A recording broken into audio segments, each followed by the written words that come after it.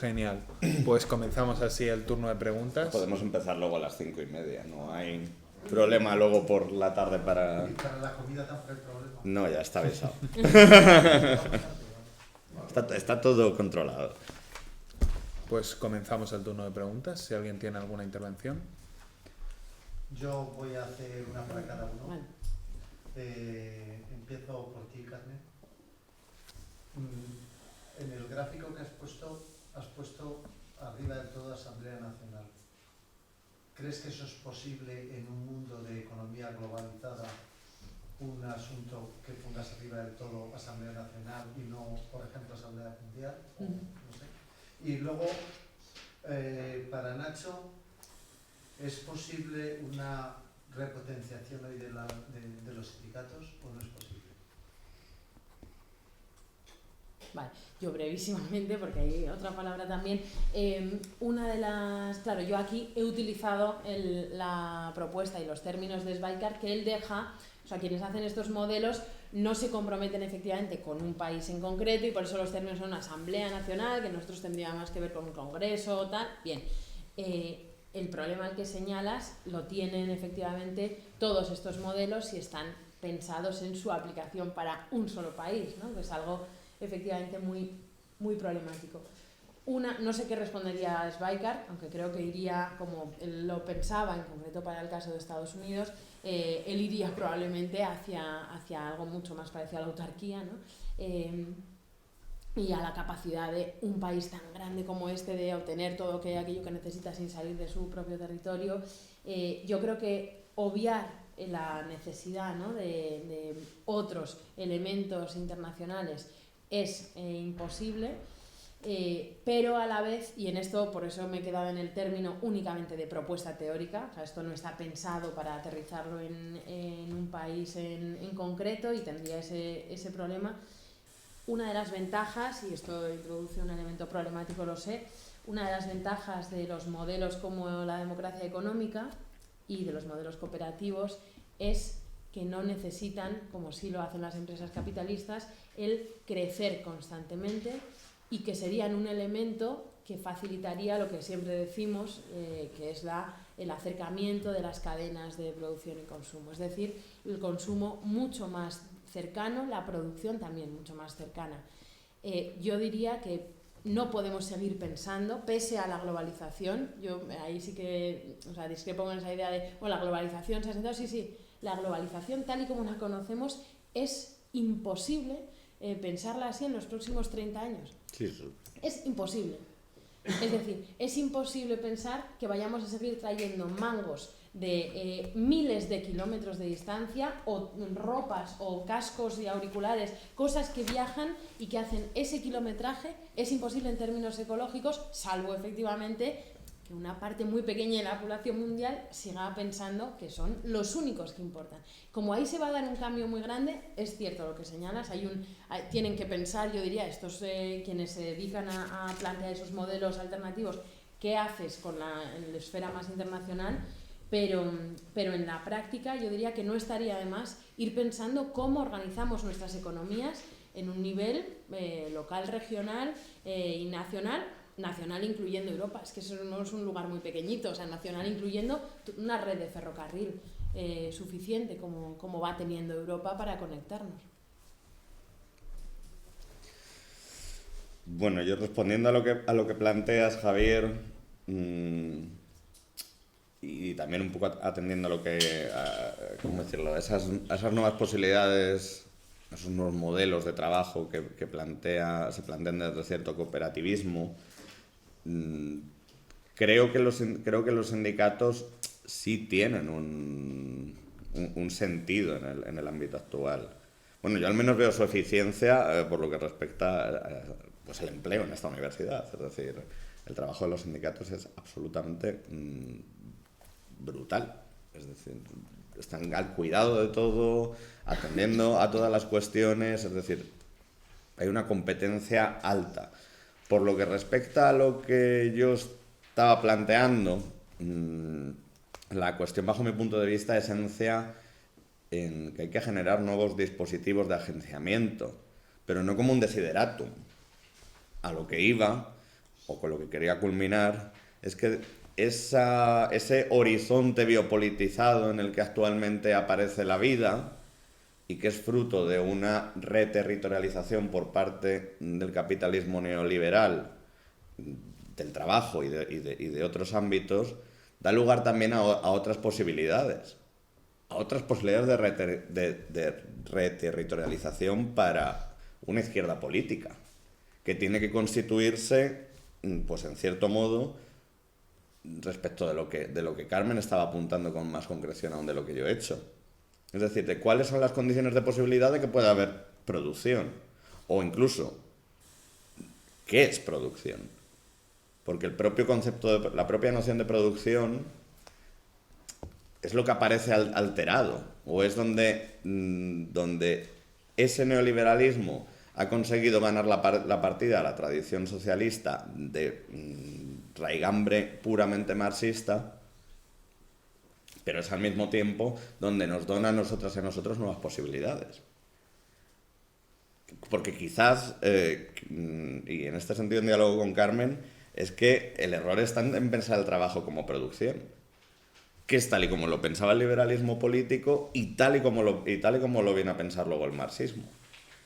Pero fíjate, es en la producción donde ese neoliberalismo, en cierto modo, asienta también su eje, pero repensando la propia producción, repensándola hasta tal punto, de tal modo que los dispositivos de agenciamiento a la hora de generar nuevas subjetividades políticas que encontramos en la actualidad parten también de ahí. Es decir, de que esos no son ámbitos separados de la vida, sino que son ámbitos donde la vida se juega, donde se genera subjetividad. Y por eso refería al feminismo, al ecologismo, por qué todos esos activismos son hoy en día o nos convocan en un principio con una mayor potencia que lo hace la mera lucha por los derechos laborales. Pues porque la vida se juega ahí, porque la noción de trabajo se ha expandido al tiempo, ojo, que se ha diluido. Por eso también no somos capaces de lucharla bien. Entonces, en ese sentido, ¿cuál es el sentido, perdón por la redundancia, pero qué pertinencia tiene un sindicato hoy en día? Pues quizá no una lucha exclusiva por los derechos laborales, sino por todo aquello que apela y que refiere a las condiciones de que haya ejercicio laboral. Cuestiones como la familia, el hogar, la distribución de la riqueza, pero también el ámbito ecológico, el ámbito de los cuidados, es decir, ¿cómo es posible eso que denominamos trabajo? No solo cuáles sean las condiciones del trabajador, sino las condiciones de posibilidad de que haya trabajadores y trabajadoras. Entonces yo diría que sí, pero que hay que aspirar a obedecer, digamos, a la realidad, en cierto sentido. ¿Aurelio? Bueno, también atrás. No, había Aurelio que levantado la mano antes mientras estaba hablando. Bueno, pues nada, muchas gracias, me ha gustado los dos un montón. Voy a intentar poner algunas pegas a Nacho y luego a Carmen. Ya contaba con ellas. Bueno, la primera es la cuestión esta de tu lectura del neoliberalismo. Bueno, depende un poco de cómo la tomas tú, pero lo que me choca es que es como la lectura contraria a Wendy Brown, que ha sido tan aceptado. Entonces, mientras Wendy Brown define el neoliberalismo como desdemocratización, despolitización, o sea, para ti sería justo lo contrario. No sé si podrías ahí me puedo poner un poco de aclaración. Y luego yo tengo problemas con el concepto de capital humano, es decir, creo que aceptar el concepto de capital humano sin una crítica, yo no lo veo. O sea, hay un problema con el capital humano porque unas habilidades que tú tengas no son capital. O sea, porque tú tengas unas habilidades, porque tú sepas, yo que sé, muchísimo de Spinoza, eso no quiere decir que tú tengas un capital. Ese capital, en términos, o sea, puede ser que todo eso que tú sabes no tenga valor luego en el mercado ninguno. O sea, tenga valor cero, con lo cual tú sabes mucho de Spinoza, pero porque sabes, pero no tiene no se traduce en un valor, ¿no? con lo cual al final no son las habilidades las que tienen el valor, sino que el valor se produce en el intercambio dentro de un mercado que está además regulado de una manera determinada, además por el Estado, o sea, según estabas comentando, ¿no? Que tenía que ser regulado por el Estado. No sé, o sea, no tienes capital por tener habilidades. Eso me parece que eso sí que habría que aclarar, ¿no? Tú tienes capital en la medida en que, bueno, de hecho hay un poco de trampa lingüística en esto, porque tú tienes una mercancía que es la que tienes que vender y que tienes que traducir en dinero. Entonces, pero tu mercancía, o puedes, entre los términos eran, la puedes realizar o no la realizas, es decir, o bien la intercambias por dinero o no la intercambias por dinero. Entonces, y eso puede ser en cualquier empresa, no simplemente en un individuo, ¿no? Una empresa puede producir, puede construir muchísimos pisos, pero eso no quiere decir que tenga dinero. Tiene los pisos y si luego los vende, no tiene dinero. O sea, y su capital se viene abajo. O sea, ahí es un proceso. El capital es un proceso. No es simplemente una posesión. Tienes que poder entrar en el ciclo en el que tú vendes y con eso que vendes, entonces lo vuelves a invertir, etc. Tiene que haber ese ciclo y lo vuelves a vender. Y si no, y si te sales de ahí, pues te sales del mercado. Pues esas son las dos cosas. Y con Carmen, yo, bueno, pues yo creo que la introducción aquí de la cuestión ecológica es un poco, está genial porque estamos recogiendo como todas las cosas que están, ¿no?, en torno a esta cuestión de esta idea de las nuevas valorizaciones, le podríamos llamar, ¿no? Es esta lucha por encontrar formas de crear nuevos valores, ¿no? De que realmente tengan que penetren en la sociedad, ¿no? Entonces, mi pregunta trampa es, bueno, ¿quién revaloriza estas cosas? O sea, ¿cómo hacer esa revalorización? Porque sabemos que hay como todo un sistema que está precisamente, digamos, trabajando para que no se valorice, para que lo que se valorice sea el dinero, básicamente, y la posesión de... Porque el dinero es lo que realmente da valor. O sea, en estos momentos lo que realmente puedes conseguir más valor es si tienes ya el valor dinero, que realmente ese es el capital, a través, fundamentalmente además, más a través de capitales financieros que incluso productivos, que estamos hablando mucho de producción, pues se nos está escapando ese nivel financiero que, bueno, pues ahí tiene un poder, pues, como sabéis, tremendo. Si quieres comentar tú, Nacho. Yo creo que recoge ya también las preguntas de Mejor. Héctor y de Pablo, porque... Genial, pues si quieres comenzar con tu pregunta, Héctor. Yo creo que no era una pregunta, era así un poco para abrir un poco el debate. A ver, yo estoy de acuerdo contigo, Nacho, que hoy en día la lucha de clases ha desaparecido totalmente, pero en parte yo creo que es porque se ha trasladado a ser parte del sistema.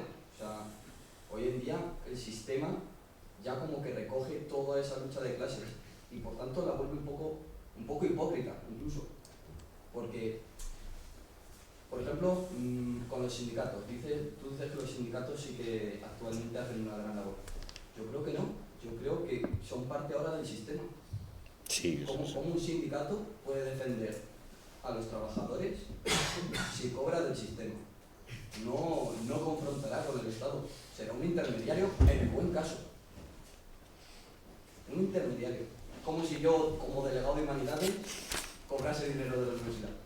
No voy a defender a mis compañeros. Como mucho es eso, haré de intermediario. Y en el peor de los casos, pues me aprovecharé. Muy bien. ¿Y la pregunta de Pablo? Sí, para Nacho, nada, dos apuntes o dos preguntas.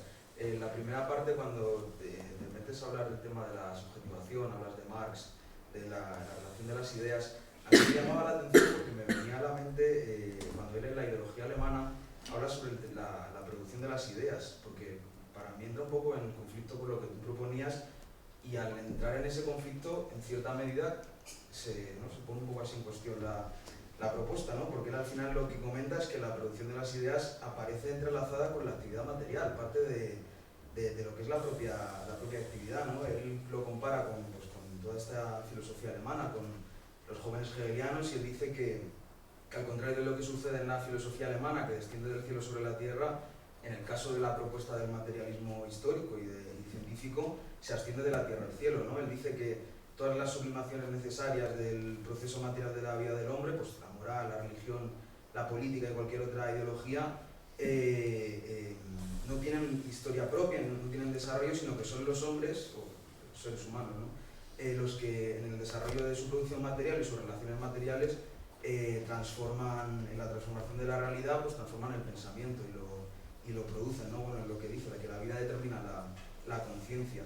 Y luego, por otra parte, comentabas esta crítica que se hace de la Unión Soviética, me preguntaba, porque no he leído de primera mano, si también se atiende al hacer esta crítica a una cuestión también propiamente marxista.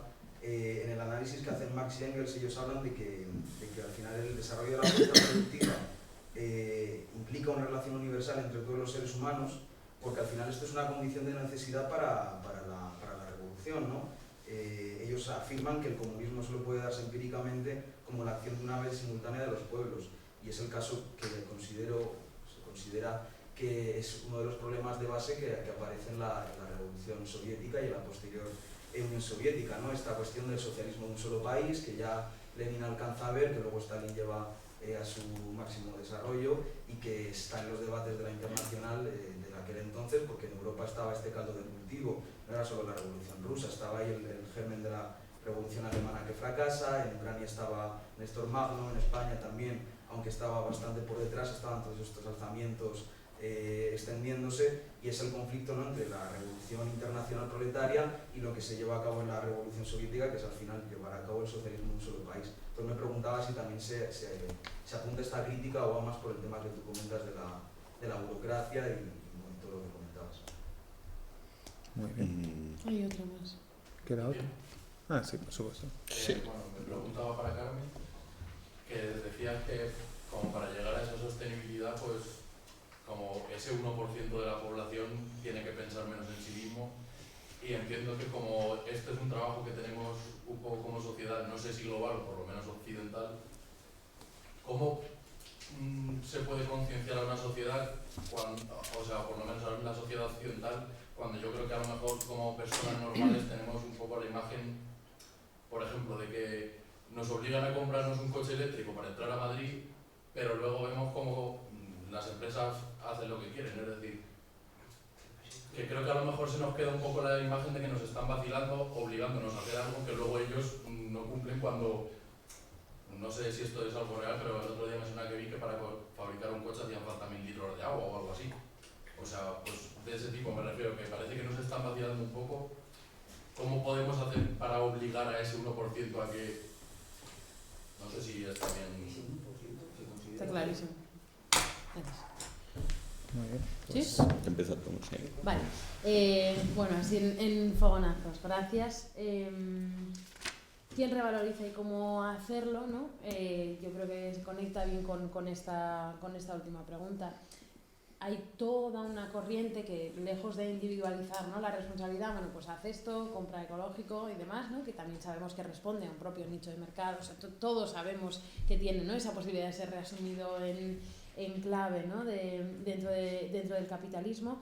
Hay algunas cosas que se están proponiendo y trabajando, por ejemplo, un ámbito en el que yo creo que se puede hacer avanzar, contestando lo último que se decía, pero también a la pregunta de Aurelio, es a través de todo lo que se llama litigio climático, todo lo que tiene que ver con la justicia ecológica, que está avanzando mucho. Es decir, más que concienciar y apelar a la bondad moral o a la comprensión bondadosa de quienes en nuestra sociedad viven y asumen o hemos asumido, ¿no?, que hay cosas de las que ahora disfrutamos que diríamos son nuestros derechos, y sin embargo, puestos en la perspectiva, ¿no?, del conjunto del planeta y de los humanos que lo habitamos, son más bien privilegios que hemos, ¿no?, que seguimos afianzando, y bueno, la perspectiva del futuro por ahí yo creo que es de bastante confrontación y lucha social.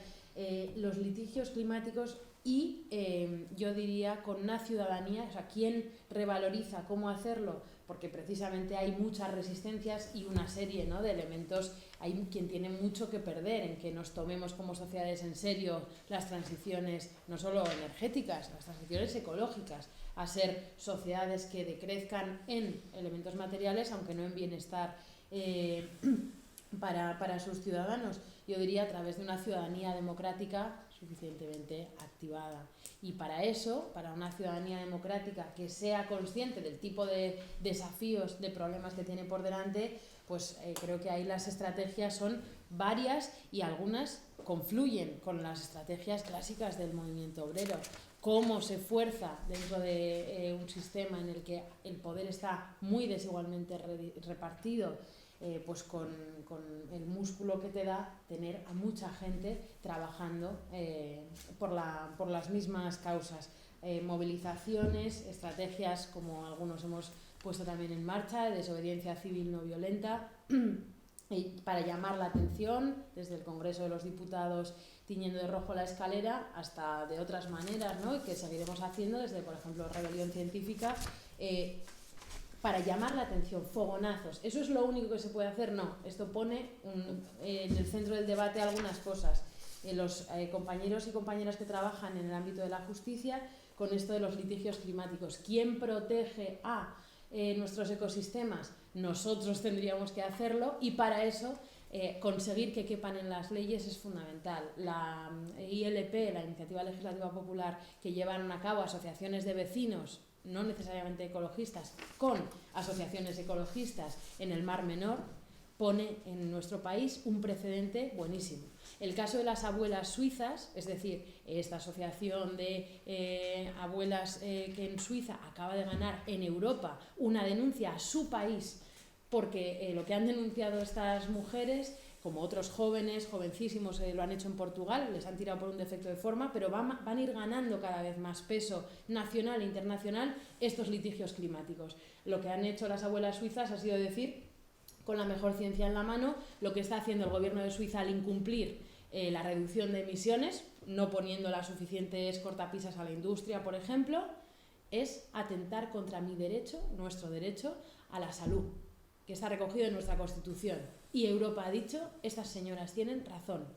Multa, sanción y aviso a la Comunidad Europea de que se vienen más. Estamos trabajando también en eso. Entonces, yo diría que hay por ahí un margen, ¿no?, de acción en lo político, en lo social, también en lo legal, para disputar y tratar de proteger y de revalorizar desde ahí. Y hay un libro que os quería recomendar, que yo creo que está muy bien, de un filósofo público que se llama Roman Krasnarik. Van 4 consonantes para empezar, K, Z, N, R, creo, y se llama el libro El buen antepasado, ¿vale? Y está muy bien, es cómo podemos intentar pasar de sociedades cortoplacistas o presentistas, como las nuestras, a introducir en nuestra política, por ejemplo, elementos de pensamiento a largo plazo. Yo creo que puede estar bien. Muy rápidamente, porque tenemos que abandonar el edificio antes de que lo derrumbe una bulldozer. Pero sí que estar ya casi en la cafetería de telecomunicaciones para comer. Entonces, muy rápidamente, Héctor, el escepticismo con respecto a los sindicatos que pertenezcan al sistema, es decir, es comprensible, pero al mismo tiempo, un sistema democrático solo puede ser aquel que aspire a institucionalizar la posibilidad de su propia crítica dentro de sí. Es decir, aquel que constituya la institucionalización precisamente de la puesta en cuestión sobre su propio suelo y su propio fundamento. Si no, no sería democrático. Entonces, ¿eso nos lleva a la posibilidad de una pasividad? Sí. Pero debiera ser de otra manera. Hombre, podrían ser sindicatos, digamos, formados espontáneamente por los trabajadores, no fomentados por el propio sistema. De hecho, probablemente, si me intento poner en la mente de Castoriadis, por ejemplo, diría eso, ¿no? Hablaría de la necesidad de esa autonomía también para que la institución sea tal. Y simplemente en 2 minutos. En cuanto a la cuestión de Marx, es que, claro, Marx sí está tomando su contexto político y social y material como condición de posibilidad y horizonte de su pensamiento. De hecho, su pensamiento se dirige hacia la explicación de ese horizonte. Esto es lo que no sucede con los marxismos. Es decir, es que una cosa es Marx y otra es el marxismo. Y eso es, bajo mi punto de vista, el horizonte en el que lo sitúa Castoriadis, ¿no? De que para ser coherentes precisamente con el propio Marx, en cierto modo hemos de devenir, si se quiere, antimarxistas, no antimarxistas, pero reformadores de lo que el propio Marx está planteando. Porque el concepto, la noción de clase obrera tiene sentido, digamos, en el mundo de Marx, pero encuentra un difícil encaje, digamos, en nuestra actualidad. Entonces no podríamos, digamos, sacralizar el concepto de la noción de clase obrera como si fuera efectivamente dada por el Espíritu Santo, sino que hemos de hacer la particular genealogía de las ideas, que es lo que hizo Marx. De ahí el éxito de Marx, de ahí la lucidez de Marx, de ahí que sigamos leyendo a Marx. Porque ante todo es lo que está adivinando o lo que está señalando con que el trabajar en cuanto esencia humana es la transformación de la naturaleza, es esa vocación de exterioridad, bajo mi punto de vista, a lo que señala, leyéndolo hoy en día, es que esa exterioridad del hombre está precisamente por llenar, siempre. Es decir, y que está por llenar ¿desde dónde? Desde la atención al propio contexto sociopolítico, que además siempre, por supuesto, es material y que comporta unas relaciones de producción dadas también por los límites con los que se nos presenta la posible relacionalidad con la materia. Entonces, te diría que es pura coherencia o digamos, la mejor justicia para con el pensamiento de Marx, pues, por ejemplo, poner en cuestión, ¿no? la posibilidad de pensar desde las clases en la actualidad. Y ya el resto, pues, lo hablamos mientras comemos. ¿De acuerdo?